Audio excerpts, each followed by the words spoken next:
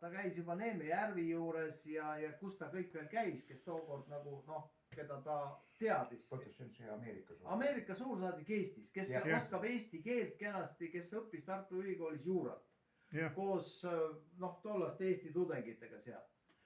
Ja tema käib nüüd ja noh, nii-öelda soendab vanu tutvusi üles ja mina mõtlesin, et aga Silja kindlasti ta mäletab, et näe, proua Silja oli tookord seal ja no köögi tasemel siis ära pannud ja ta või ma olen kuulnud telekas ka näitas, ta ongi Balti juurtega vist pidi olema. Ta on elanud siin Eesti Vabariigi ajal jah, ja koolis käinud jah. Ei, Eesti Vabariigi ajal ta siin ei elanud, No ta tema elas Eesti NSV ajal. Ma räägin tema juures. 61, 2, 3, niimoodi. Niukene peen juudi härra. Aga juut ikka jah. No kuidas ta muidu sai USA-sse minna 80-ndate alguses?